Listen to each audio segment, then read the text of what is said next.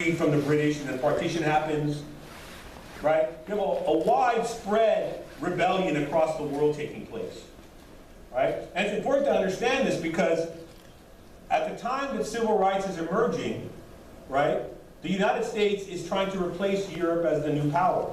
And it declares a new boogeyman. This is what's going to be really important for us for thinking about today. The United States in the late 40s declares communism as public enemy number one. To be an anti-communist was the way America would protect the post-World War II order after they defeated fascism, right? And in order to do that, America said, based on the Truman Doctrine, and this sounds very much, those of you know, like the Bush Doctrine, anywhere where communism raises its head abroad, the United States has a right to go in and crush it. So all kinds of liberation struggles within the Third World that were coming up were labeled communist, and it justified U.S. intervention. So we can start with the Korean War, right? We can start with the overthrow of Mossadegh in Iran in '52 when he nationalizes the oil. In '53, he's overthrown by the CIA. It's the CIA's first CIA is formed in '47, and their first overthrow is Mossadegh. In '54, in Guatemala, Arbenz is a democratic elected leader. He's kicked out of power by the U.S., right? Patrice Lumumba in 1959, who Malcolm called the greatest African to ever walk the planet, is assassinated and chopped into pieces by the CIA. We come to find out, based on the CIA's own documents. That's not a lie, but I don't care who's taping this, right? You can look it up, right? And then you can just go on down the line. So U.S. interventions in the Third World to undermine national liberation struggles was done under the banner of anti-communism. They're communists, let's go in there and get them, right?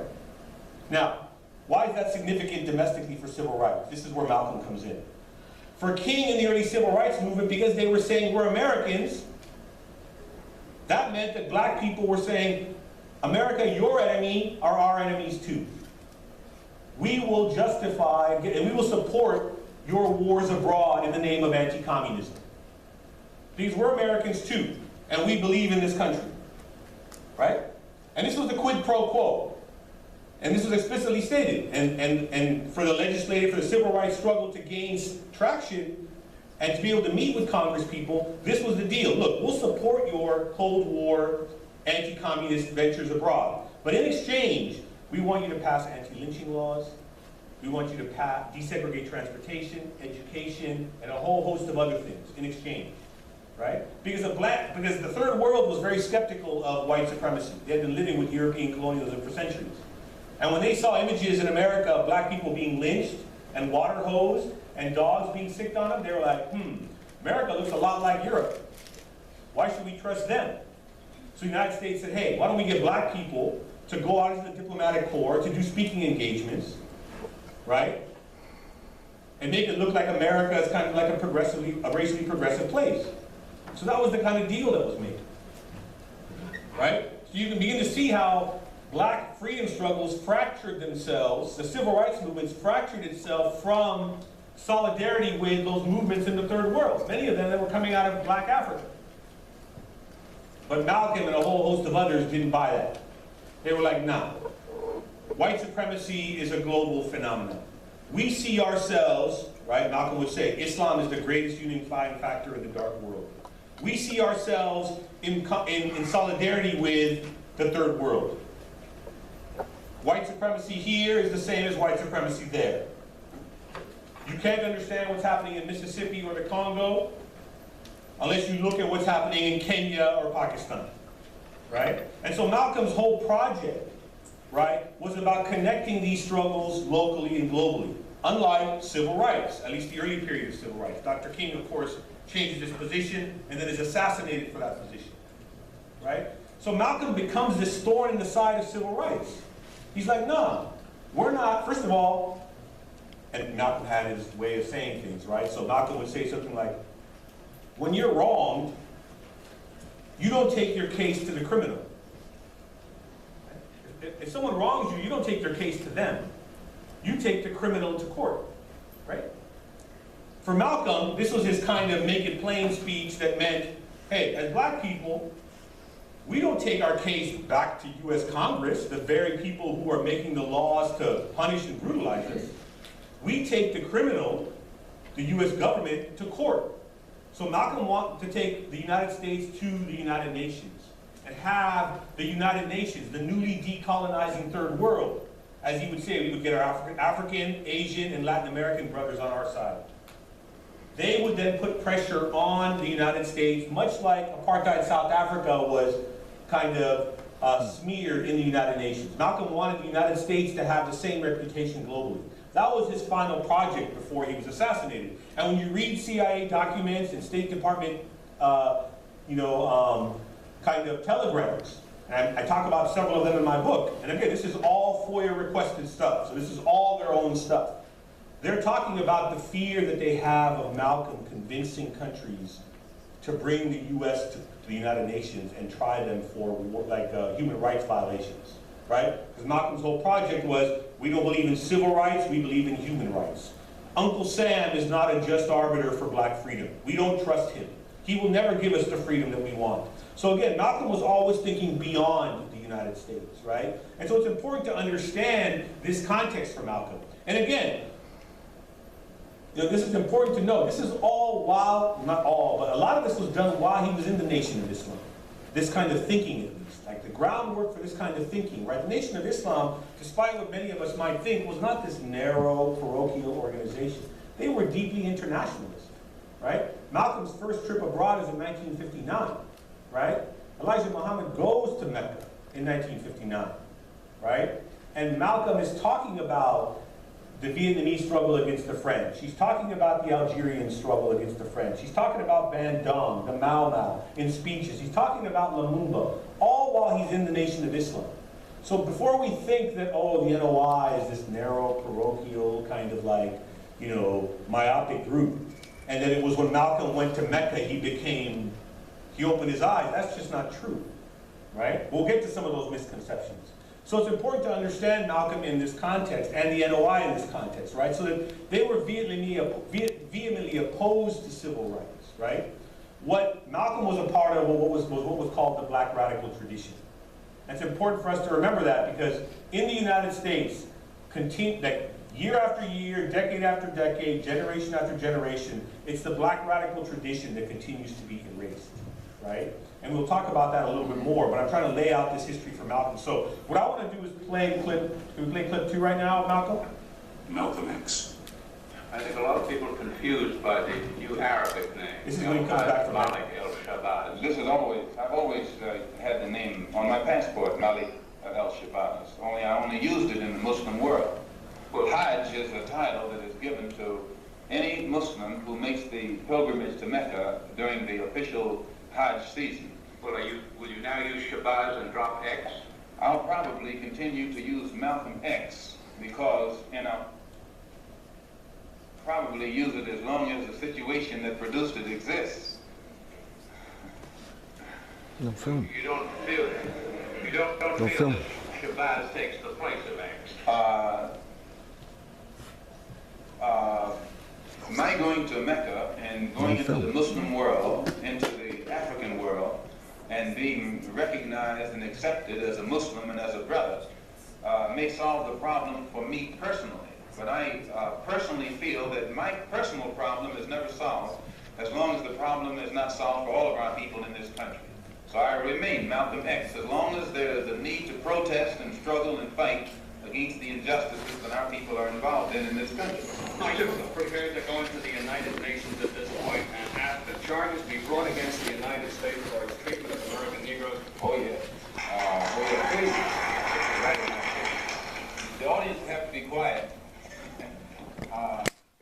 Yes, as I pointed out when I was during my travel, that nations look, African nations and Asian nations and Latin American nations look very hypocritical when they stand up in the United Nations condemning the racist practices of South Africa and that which is practiced by Portugal and Angola, and saying nothing in the UN about the racist practices that are manifest every day against Negroes in this society. Even in South Africa, those Africans aren't faced with bayonets and aren't faced with police dogs. I would be not a man If I was in a position to bring it in front of the United Nations and didn't do so, I wouldn't be a man. Malcolm, do you intend to lead the charge in the United Nations? Well, I find that to say you're going to lead something creates a lot of hostility, division, jealousy, and envy. I hope to work with any group of leaders or any group of organizations to do whatever is necessary to see that this problem is brought before the United Nations. Have you had any commitments from any nations in Africa to support you? I would rather not say at this time, but one thing I found in my travels, all of them look upon us as their long-lost brother. You realize the implication is that you have had such commitments when you say. This is your interpretation of what I said.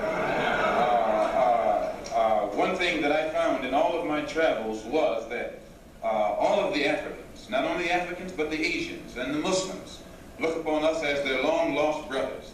And America had actually tricked many of them into a hands-off policy by giving them the impression that she was honestly trying to do something to solve the problem. My argument over there was designed to prove that it is impossible for the United States government to solve the race problem. It's impossible. Malcolm, on your trip abroad, you said you sensed a feeling of great brotherhood, and that conceivably you would be working toward integration in this country now. At least this is what you're reported to have said. You didn't comment on it. I don't think that I ever mentioned anything about working toward integration. They haven't even got integration right here in New York City. You have worse integration problems in the North than they have in the South. So if it doesn't work if you can't bring about integration in New York City as international, cosmopolitan, up-to-date as it's supposed to be, you will never get integration anywhere else in the country. Are you prepared to work with some of the leaders of the other civil rights organizations? Certainly, certainly. We will work with any groups, organizations, or leaders in any way, as long as it's genuinely designed to get results.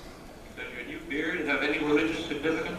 No, not particularly, but I do think that you find black people in America, as they strive to throw off the shackles of mental colonialism, will also probably reflect an effort to throw off the shackles of cultural colonialism. And they may begin to reflect desires of their own, with standards of their own. Malcolm, a more controversial remarks was a call for black people to get rifles and form rifle clubs some time back. Do you still favor that for self-defense? I don't see why that should be controversial. I think that if white people found themselves the victim of the same kind of brutality that black people in this country face, and they saw that the government was either unwilling or unable to protect them, that the intelligence on the part of the whites would make them get some rifles and shotguns and protect themselves. Now, Negroes are developing some kind of intellectual maturity too, and they can see that having waited upon the government to protect them has been a wait that has been in vain. So any of them who live in areas where the government is not able to do its job, then we do have to get together and do a job of protecting ourselves. No Negro leaders have fought for. So that was kind of like a longer speech, and that was a press conference that Malcolm had when he first got back from the Hajj, right, in 1964. And there's a lot going on in that conversation, and I'll try and pick it apart. But I think we can also think about the implications of it, because I think there's a deep misconception about Malcolm, particularly amongst, if I'm going to call you guys, even though many of you guys were born here, immigrant Muslims. So forgive the term, but the idea that our parents come from Muslim lands directly. So essentially, we're not African American Muslims, we're not Black Muslims, right? But there's a deep misconception, and I think this is something that's really important that we talk about, right? And to think critically about, because we like to reference Malcolm. We like to use Malcolm as a lens to understand either our Islam or the world, right? But too often, I think, I'm not saying that's the case with everybody in this room or anyone in this room, but I've seen it enough to know that it's troubling, right? It's important that we understand that, because the kind of common understanding of Malcolm, when you see him kind of appropriated in a lot of the kind of messages throughout the country, right? Where I traveled to MSAs, MSUs, and for them, Malcolm goes to Mecca and he becomes a real Muslim. Right? This becomes the kind of dominant narrative. He's finally seen the light, right? And now that he's seen the light, you know, he stopped talking all that race talk, right? Because in Islam, we don't talk about race, right? We're colorblind, right? We're universalists, right? We don't think about race. We shouldn't talk about it, nor should we see the world in those ways, right? And I think that's the kind of common conception. And Malcolm comes back from Mecca as this kind of universalist and this kind of colorblind Muslim, right? Now, that's not necessarily unfounded if you understand the history, because when Malcolm was in Saudi, when he was in Egypt, when he was in Europe with Muslims from the diaspora, right? He would come into contact with ulema and other Muslim leaders and scholars who would tell him, Malcolm, don't talk about race. That's not what we do, right? And for Malcolm, he would challenge them. He was like, wait a minute. How can you not talk about race? Of course, ideally, we'd like to get to a place where we don't think about race. And of course, when we talk about race, we're not talking about just, oh, you're different than me, so I'm this and you're that. No, we're talking about race as a structure of control, right? A way in which the world is determined by race. We're talking about the structural dimensions of race. That's what Malcolm's talking about. So Malcolm's like, look, I understand that you might see me as just a human being, but when I go back to America, right? I'm not just, I'm not a Muslim. I can't tell the police who want to put me over. At a public university. Right? Hey, I'm a Muslim. I have the and we absolute don't talk right about to race. videotape, okay? You know, that's not Absolute something that right. we do, so I leave me have alone. cleared this with the The police, you're about to campus beat me, I'm a police. I Muslim, cleared it don't with do them that, today. right? I Malcolm's told them what like, I'm I have to gonna do. live with the reality of American I can show society. you the document, So I okay? have Let me to show deal you. with Let me show you. white supremacy, right? And Malcolm would come back, and this was among the tragedies of Malcolm's life. Right? Was the unfinished project that he started, right? So Malcolm comes back and seeks to find a way, as he forms two organizations, to make religious belief and anti-racism one and the same. Malcolm would say to the scholars back in Saudi and Egypt and other places, I know what those policies and even are. some of the immigrants who were here who were telling him not to talk about race, hey, wait a minute, if Islam is about justice, I'm quoting my book, I'm paraphrasing the beginning part, but if Islam is about justice, and justice in the world is determined or shaped by white supremacy, Why don't we do this? that in order for Why us don't to you make call the Islam and the police? Quran a If they living tell me to reality, stop videotaping, we have to I talk will about follow their white directions to the supremacy, letter. Why don't we do right? that? So Malcolm I said we have to requested do this in order to that make a Islam a campus living police reality, to make the officer Quran a be living reality. at hand. So Absolutely. the idea, it's important Because for I us to told him I was understand gonna this, be the here. idea that I knew this Malcolm was comes gonna back from happen, Mecca and and is I not thought it would talking be about race and is not talking about the white best supremacy thing is just not true. when this As you can disagreement tell, came up, that he could explain it. Malcolm and is he very much Turn still it off. I will do invested so. in thinking about these And may I larger ask you to see structures, so I can right? tell the So Beg your pardon? when we May I think ask you about to see so I can Malcolm, tell the officer that right? you requested for the police? when we think about Malcolm, it's important to understand that Gary Malcolm Fawkes, comes sure. back from Mecca more of an anti-racist, Thank you. more of a Pan-Africanist after Mecca than before he went, right? When he left the Nation of Islam under kind of very difficult and complicated circumstances, one of the things that he did shift, though, was his tactics. The Nation of Islam had a different kind of strategy for black people's liberation. It was like a kind of do-for-self ethic. Close ranks, own our own businesses, make money, and that's it. But we don't vote, we don't go to protests, we don't do none of that.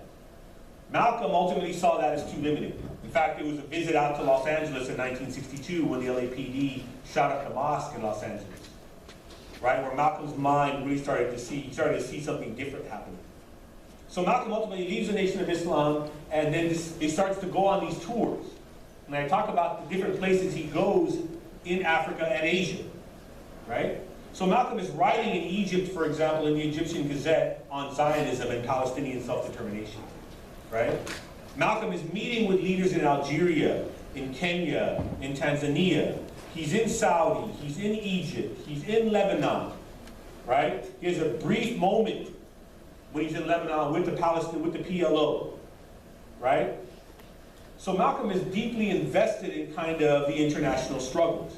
And this is where he becomes dangerous. When you read the State Department and CIA, FBI files on Malcolm, because they had people following him. When you read these, they're really concerned that Malcolm is going to make these links between the local and the global, or the national and the international. As I've said many times, right? For Malcolm and the Nation of Islam, right? He did not want black people to see themselves as a national minority.